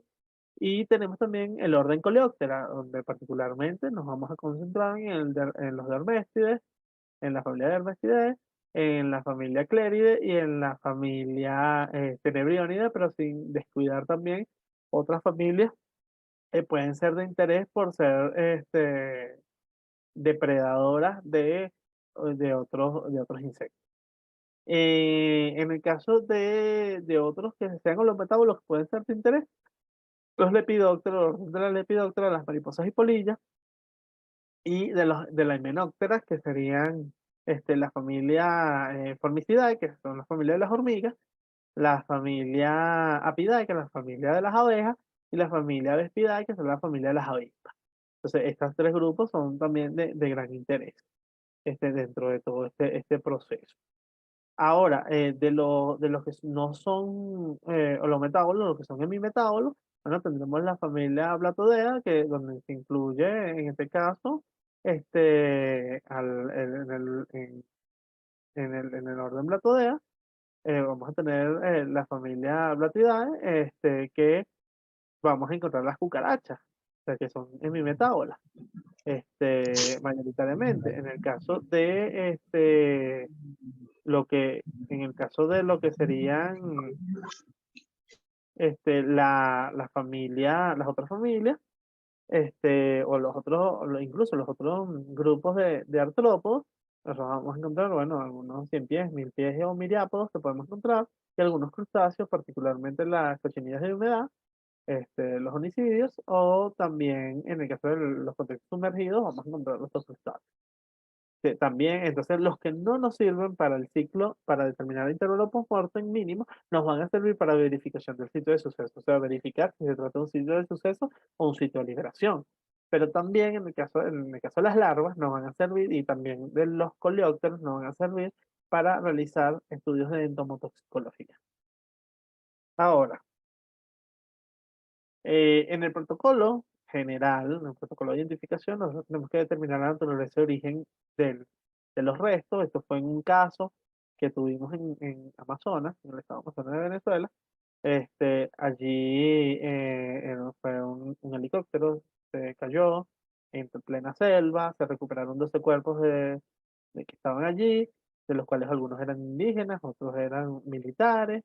Entonces tuvo que determinar en principio si los restos eran los que traían, eran restos biológicos o no, si eran humanos o no. Aquí vemos esto también fue una experticia, pero que ya fue posterior a eso, en el año 2021, de unos restos de un equino. Luego, determinar el número mínimo de individuos para el diagnóstico de antropología forense, o sea, que cuántos hay aquí. Entonces, para eso yo tengo que hacer primero un análisis morfológico, anatómico, de cuáles son o sea, de todos estos fragmentos a qué pertenecen, a qué hueso pertenecen, y en función de eso determinar cuál es derecho o izquierdo, hacer una lateralización, y luego voy a determinar cuánto es el número mínimo de individuos que hay. Luego, empezar con el perfil osteobiológico general, con la variable del sexo, donde vamos a ver diferencias desde el punto de vista morfológico, de la apreciación de ciertas características. Luego, que podemos hacer por el cráneo o por la pelvis o por cualquier otro hueso que tengamos. Lo que hace que la mayor confiabilidad vamos a tener en cráneo y en pelvis por la cantidad de indicadores que podemos encontrar. Aquí vemos, por ejemplo, este fue un caso que yo tuve de una persona ya de una persona de más de 90 años, ya estaba edéntulo, total. Y este fue un caso de un colega, de una chica en México. Vamos a determinar también la edad a través de recorrido sutural, de la obliteración de las suturas, en el caso de los adultos, de la inversión del canal medular, como vemos aquí en este caso, y en el caso de los subadultos vamos a observar el cierre de fontanela, características a nivel de la dentadura, de dentadura temporal, de dentadura permanente o dentadura mixta, y eso lo vamos a hacer en conjunto, antropólogos, odontólogos, en el caso de las lesiones va a venir un patólogo forense, genética va a utilizar también parte del material biológico que estamos obteniendo. El perfil osteográfico general en la edad de su adulto también, aquí están las líneas metafaciales, este fue un caso de un muchacho de 17 años, la fusión precisamente de todas las suturas que vamos a ir observando, o sea, la fusión de las diferentes partes de los huesos, en el caso de las suturas ya todavía no vamos a ver la obliteración, pero la sinostosis, pero aquí sí vamos a ver la fusión de ciertos huesos a diferentes edades dependiendo del sexo. Aquí tenemos la edad del feto, por ejemplo, en este caso de esta mandíbula, de mi mandíbula, aquí esta evaluación total de un feto. Aquí también, vean, en huesos del cráneo. Y luego la ancestría, que ha sido denominada de muchas formas, desde el básico, que es raza, pero por problemas de orden ya social, eh, cultural, se utiliza otras denominaciones, afinidad racial, incidencia racial, patrón ancestral, que conduce precisamente a tres grupos: un grupo caucásico de origen europeo, un grupo negroide de origen africano y un grupo mongoloide de origen asiático, donde también se incluyen los amerindios. En el caso de los huesos largos, nosotros vamos a tener, lo vamos a utilizar también dentro de todo el proceso de la evaluación de la ancestría a través de rasgos cuantificables, particularmente utilizando el FORDIS. Y para la estatura podemos utilizar tanto el método anatómico que nos exige poder calcular la altura del cráneo, y utilizar también las vértebras cervicales desde la C3 hasta la C7 y luego incluir toda la columna vertebral hasta la S2, hasta la sacral 2. También debemos tener el fémur, debemos tener la tibia y debemos tener el astrágalo y el calcáneo para poder medir las alturas y sumamos todo eso y nos da el método, nos da la estimación de la estatura. Si no tenemos eso, utilizamos el método por longitud, que es medir el hueso y después aplicar una serie de fórmulas estadísticas para poder establecer cuál es, dependiendo del sexo también, cuál es la estatura estimada y adicional a eso también podemos utilizar unas tablas en el caso de las poblaciones que están desarrolladas en esas tablas. Y el método por segmento refiere que cada uno, si tenemos solamente segmentos de algún hueso largo, ese segmento lo medimos y luego aplicamos una fórmula estadística para poder alcanzar la longitud, aplicamos otra fórmula estadística y alcanzamos la estimación de la estatura. Lo utilizamos para medir una tabla geométrica y luego pasamos al perfil osteográfico individual que tiene que ver con las asimetrías que podemos encontrar, como podemos observar en este cráneo, que hay una asimetría a nivel de lo que sería la, la porción nasal, a partir de la abertura piriforme. Luego vemos también la lateralidad de uso, cuáles son los indicadores que podemos considerar en diferentes huesos, incluyendo la cavidad glenoidea de la escápula. El estrés fisiológico lo podemos evaluar también por actividades de frecuencia. Luego también las paleopatologías, tanto las que son osteopatologías como la osteopenia y la osteoporosis, como patologías con incidencia en el tejido óseo, como la sífilis o como la tuberculosis, que realmente son patologías infecciosas. Aquí vemos, por ejemplo, un cráneo con sífilis terciaria. También podemos evaluar los traumas de reciente data y vieja data y los dispositivos de sustitución biomédica, que son materiales de fotosíntesis, las lesiones antemortem y postmortem y la causa de muerte en restos esqueléticos. Por ejemplo, este es el mismo muchacho de 17 años. Vean que acá hay una lesión producida por un arma blanca desde la espalda, porque recordemos que esta sería la cara anterior del hueso, es desde la cara posterior, es decir, tuvo que traspasar varios músculos que están acá y por eso también la importancia de la anatomía y el trabajo conjunto. Caracteres morfológicos también tales coronales, como el diente en pala, que tiene un factor genético importante en las comunidades amerindias. Vean aquí, este es un feto, vean que ya está generado las características del reborde marginal, este, el que podemos apreciar en el diente pala. Este fue un análisis que nosotros hicimos en conjunto también, multidisciplinario, donde participamos antropólogos, odontólogos, arqueólogos, em, eh, radiólogos, criminalistas y técnicos de autopsia. Y pues lo publicamos en el año 2016, si bien me acuerdo, en la revista Antropos de la Universidad del País Vasco, la revista de Antropología Física. También tenemos protocolos específicos. En este caso, bueno, ya en algún momento discutiremos, en un webinar hablaremos nada más de este caso, que es bien interesante, que es sobre los acoplamientos anatómicos forenses en fetos. Este fue un caso de presunta mala praxis médica, de negligencia médica, estamos por publicarlo también. Eso fue de hace años, entonces yo lo abordé con mi colega, el doctor Juan Carlos Gamás, fueron de dos fetos univitelinos. Restos alterados térmicamente, en este caso carbonizado, este fue un caso que evaluó mi compañera y doctora, la doctora Maribel Pacheco, yo simplemente la secundé acá.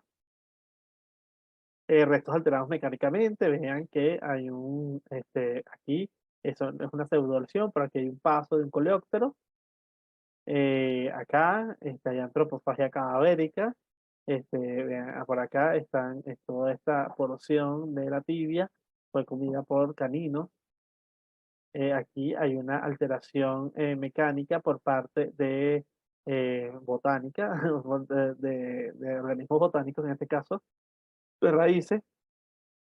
Y en somatología forense, que ya sería los vivos, o mayoritariamente los vivos, porque también se puede hacer identificación en cadáveres frescos o en cadáveres conservados, este, lo vamos a definir como un proceso mediante el cual se buscan elementos, caracteres o rasgos físico-morfológicos y métricos para el establecimiento o corroboración de la identidad de un sujeto vivo, porque es por lo que más se usa.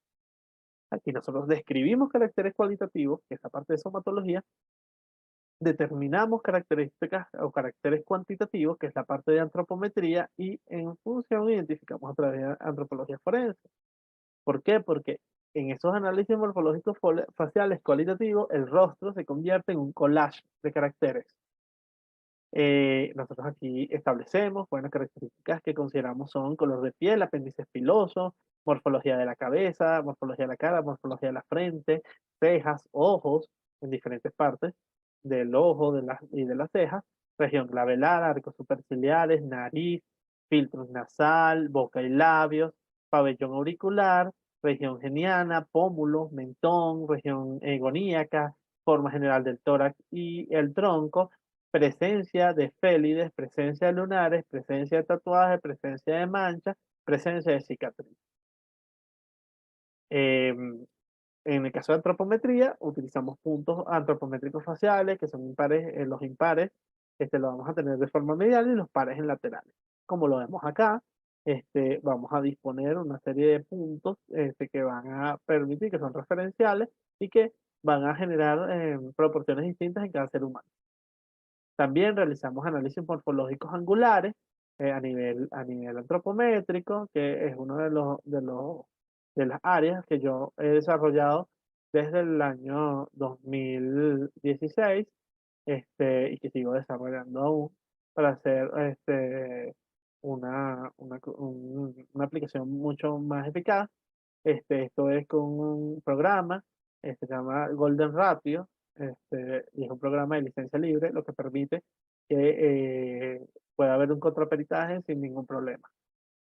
Veamos aquí de frente. Y también consideramos, obviamente, análisis morfológicos corporales cualitativos, las efelias, o sea, las pecas, los nebus melanocíticos, los lunares, las máculas que son las manchas, las cicatrices y los tatuajes decorativos. Tomamos los puntos antropométricos de referencia. Aquí, por ejemplo, vean la identificación a través del pabellón auricular. También tiene una parte cuantitativa donde medimos la oreja, la longitud de la oreja, establecemos el índice, un índice auricular y los cuerpos conservados a través de adipoceras, saponificación y momificación, que ya hemos hablado un poco de eso, restos fragmentados y segmentados, como lo vemos acá, y discusiones que son importantes, como la identificación de personas trans, incluso mi gran colega, la autora Isabel Beltrán, tiene también un trabajo bien interesante con esto, incluso creamos un grupo de investigación solamente para este tema, donde estamos venezolanos, colombianos, y en el caso de ella es española, en México, este, y esto nos ha permitido precisamente dar una discusión bien interesante sobre los indicadores que podríamos considerar dentro del protocolo para no invisibilizar a estas personas. Ahora, nosotros en ciencias forenses en general también trabajamos con la desaparición, desapariciones forzadas y tortura y ejecuciones extrajudiciales. Vean, por ejemplo, acá en este caso, vean que tiene una camiseta en el rostro, o si no ven la camiseta, yo creo que lo vi, pero un pedazo de tela, trozo de tela en el rostro, y así lo encontramos, maniatado. O sea que hay unos signos que debemos aplicar unas buenas prácticas en todo en nuestro proceso de búsqueda y recuperación de los restos humanos, porque si no se pierden elementos que son de interés judicial y nosotros somos los responsables. En este caso, el antropólogo analiza e interpreta la evidencia occidental para poder llegar a un diagnóstico sobre la identidad de los restos. Esto en función precisamente de documentación eficaz para alcanzar la verdad sobre quién era, cuándo falleció y en qué circunstancias sucedió, pero esto no solamente lo hacemos los antropólogos, sino que trabajamos de forma multidisciplinaria con el genetista, con el odontólogo, con el patólogo, el técnico de autopsia, el criminalística de campo y también con el criminalista de campo y también con el criminalista de laboratorio. Porque en el caso de odontología, bueno, ya hemos hablado un poco, pero yo no solamente en el caso de la evaluación del sistema estomatognático, no solamente evalúan los dientes, sino evalúan las arrugas palatinas a través de la arrugascopia forense, que vamos a tener un webinar sobre eso con la doctora Rocío, También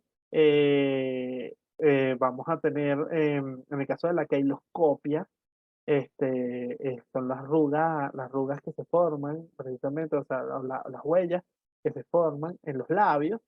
Esto también es abordado por la odontología forense en términos identificativos, me refiero.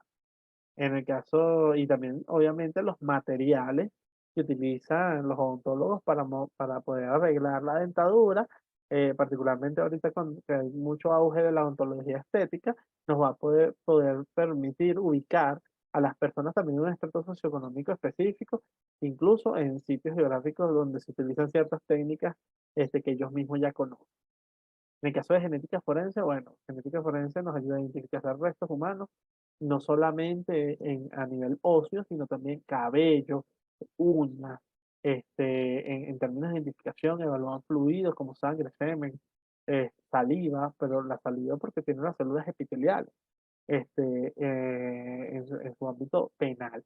En su ámbito civil, también trabaja con todo el tema de experticias de filiación heredobiológica que nos van a ayudar a poder realizar básicamente este estudio nos lleva a las pruebas de paternidad y maternidad, y es un trabajo aquí multidisciplinar también, porque trabajan con la gente de biología forense a través del área de hematología y criminología forense, pero también con el resto, con los antropólogos, con los odontólogos y con los patólogos forenses. Tenemos las ciencias lesionológicas, donde se incluye la medicina forense o medicina legal, la odontología forense, porque ellos también hacen diagnósticos en este punto, la patología forense, la medicina veterinaria forense y la toxicología forense. En el caso de la medicina forense, tenemos la parte de clínica forense, que tiene que ver con la parte de lesionología, la evaluación precisamente de todas estas heridas, las lesiones provocadas a una persona y que pudieran haber causado un daño que imposibilite su, eh, su, su dinámica cotidiana, y esto lleve en múltiples aspectos. ¿Por qué? Porque hay una evaluación general en este sentido, desde la traumatología forense hasta la asfixiología forense. En el caso de los médicos forenses, bueno, obviamente también se apoyan de un personal de enfermería forense que les va a brindar precisamente la posibilidad de obtener la mayor cantidad de indicios posible. En el caso de odontología, bueno, y también hacer el levantamiento del cadáver, que como dice la doctora Antonieta Dominici en su libro de 3 peritaciones, es el inicio de la autopsia. ¿Por qué? Porque es un examen físico externo, en este caso.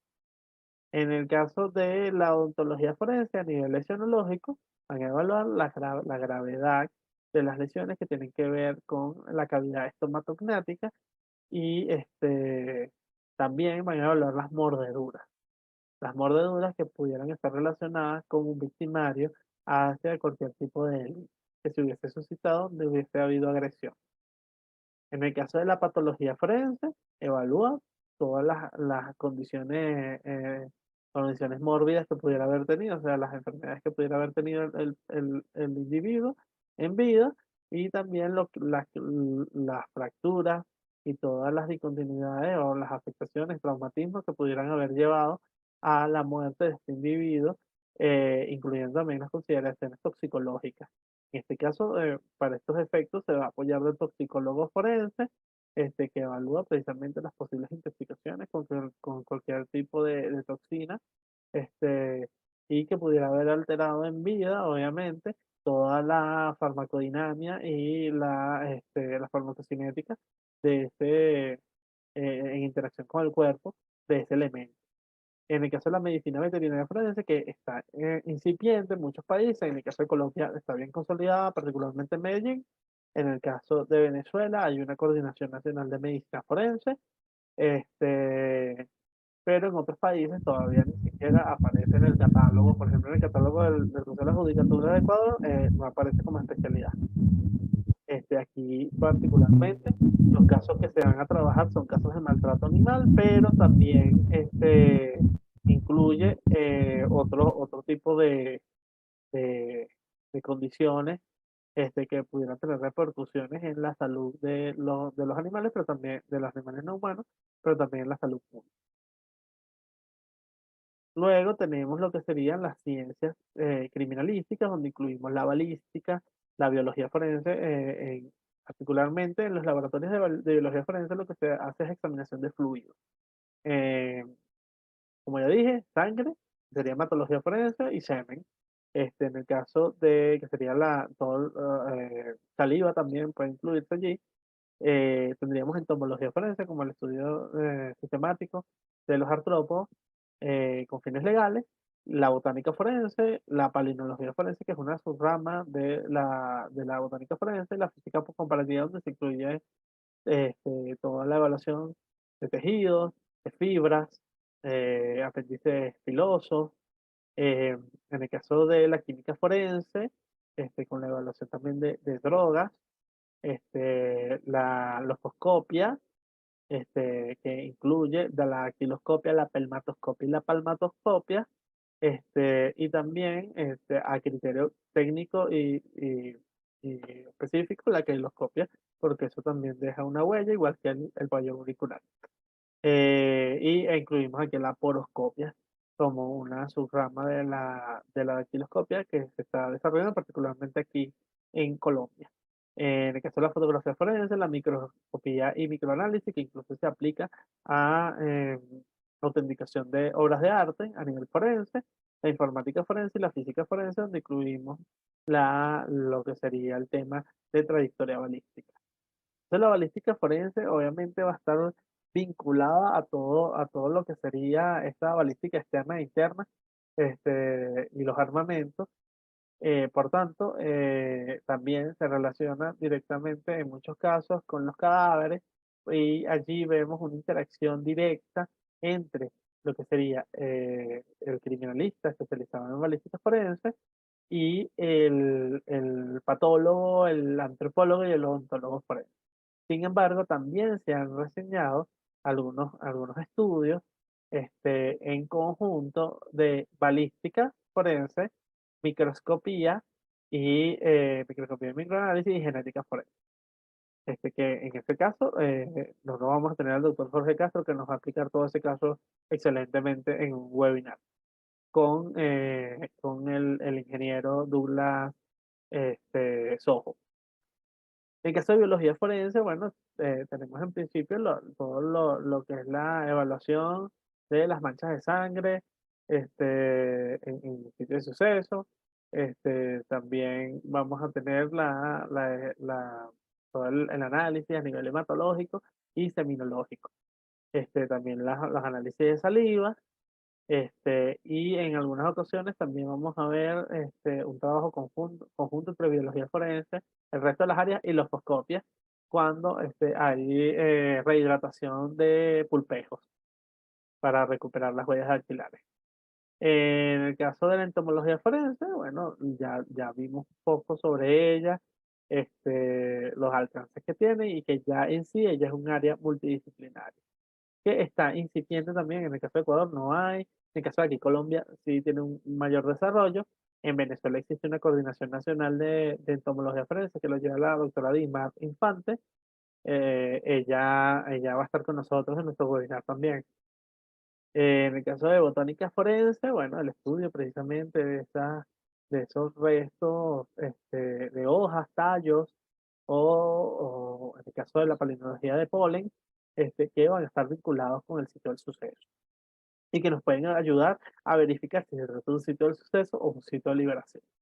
En el caso de la palinología forense, la palinología ha sido desarrollada muy ampliamente por los arqueólogos y ahora ellos en muchos lugares han formado a criminalistas dentro del área para poder examinar el polen desde el punto, considerando que son técnicas especiales para poder obtener y recuperarlo de las escenas del crimen. En el caso de la física comparativa, vamos a observar todo el tema de los tejidos, las fibras, los objetos, los artefactos que puedan ser evaluados dentro de esta área para poder ser vinculados con, incluso con las mecánicas de las lesiones. En el caso de química forense, con las drogas o cualquier aspecto, incluso con los restos humanos, cuando son alterados químicamente para poder determinar el tipo de sustancia que se utilizó para poder afectarlo o alterarlo. La ofoscopia, ya mencionamos la dactiloscopia, que es un método de identificación, un área de identificación rutinaria, pero la pelmatoscopia y la palmatoscopia no son rutinarias, pero no se han desarrollado como pudieran haber sido. Sin embargo, son de gran utilidad, particularmente cuando estamos hablando de huellas latentes, igual que la queiloscopia, y en este caso, la utilización del pabellón auricular o la obtención de las huellas latentes del pabellón auricular. Ahora, en el caso de la fotografía forense, ella es totalmente transversal. Ella nos sirve a todos los que estamos en ciencia de la identificación, pero también sirve a todos los criminalistas, a todas las ciencias criminalísticas. Entonces ella es como una especie de aplicación de área madre. Entonces, claro, porque ella nos va a permitir que nosotros podamos demostrar a través de la imagen lo que estamos diciendo con palabras y en nuestros diagnósticos. En la microscopía y microanálisis, en el caso de antropología, bueno, ha sido de gran utilidad porque nosotros realizamos histomorfometría ósea para determinar en el caso de fragmentos óseos y de huesos quemados, carbonizados, calcinados, para poder analizar las opciones y por tanto evaluar a través de los sistemas de Harvard la edad y la especie. En otros casos, como ya mencioné, también han podido trabajar con radiología forense y en temas de autenticación de obras de arte.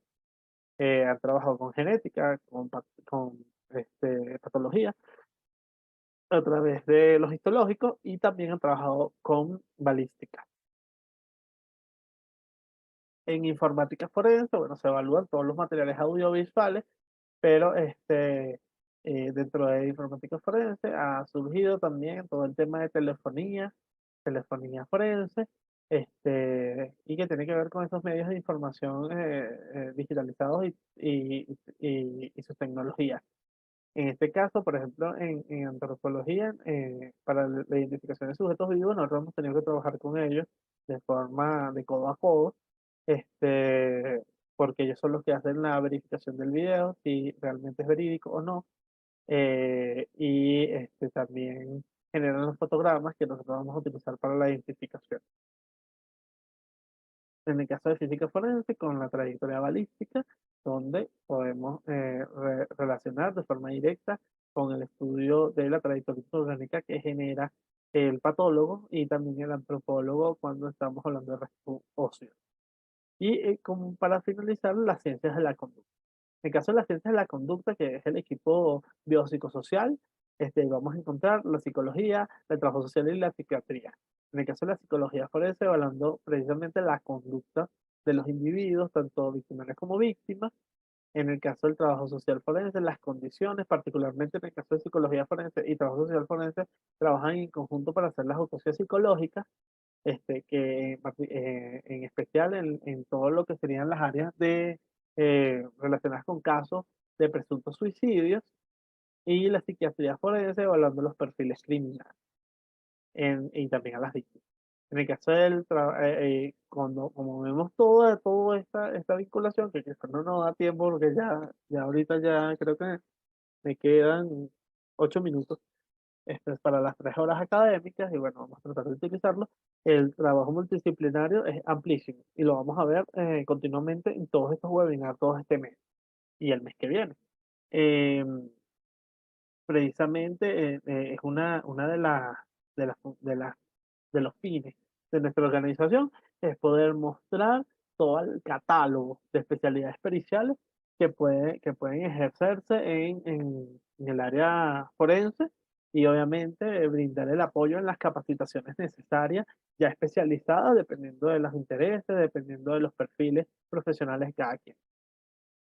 Em, Hay dos áreas que a mí me gustaría reflejar antes de terminar, que son la odología forense, que es la utilización de canes para la búsqueda y rescate eh, de cuerpos humanos, la búsqueda y recuperación de cuerpos humanos, o sea, de cadáveres, Que bueno, en Venezuela realmente se generó un desarrollo mediano, todavía lleva, en este sentido, y en otros países también se ha realizado, no solamente con la aplicación hacia drogas, sino también en este sentido. Y que tiene una vinculación directa con todo el equipo de ciencias forenses.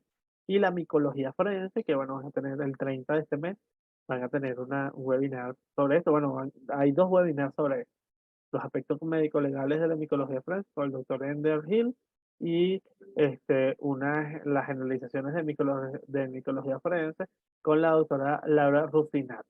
En el caso del doctor Ender Hill, es médico forense de Venezuela. En el caso de la doctora Laura Rufinato, trabaja en el área de biología forense y es de Argentina. Este es un área que ahorita está en discusión, está generando nuevos resultados precisamente para deteriorar el intervalo postmortem mínimo, y no solamente en el caso de toxicología en términos de intoxicación. Entonces, en general, todos los científicos forenses, nuestro propósito tiene dos perspectivas dentro del sistema de administración de justicia. Por un lado, la acción científica. Obviamente, dar los elementos de convicción, brindar esas evidencias físicas que van a ser evacuadas como pruebas tras la examinación y la evaluación del juez o la jueza, y el trabajo humanitario, que es el acompañamiento a esas familias, a esas víctimas indirectas, y también a las víctimas en general. Entonces, con esto culmino, agradecido ciertamente con todos los participantes. eh, y bueno, eh,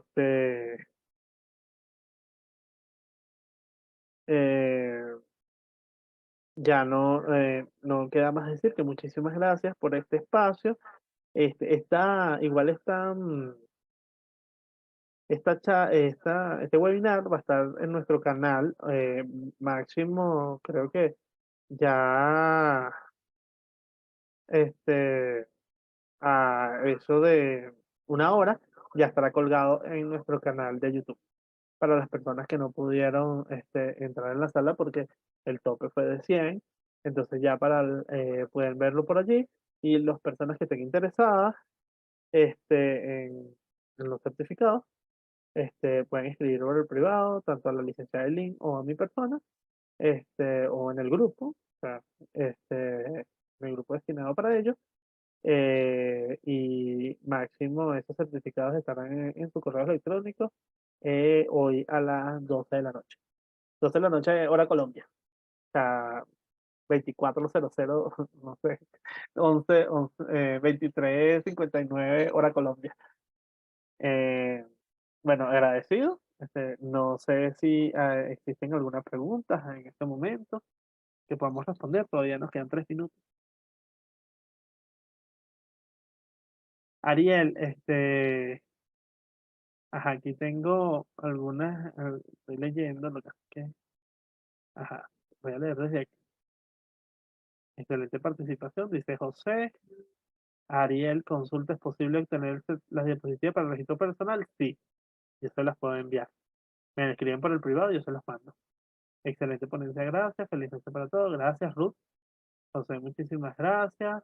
Ariel dice cómo lo hacemos para obtener certificado, con quién coordinar. Escriben por el WhatsApp principal, por el de webinar, o con la licenciada Eileen.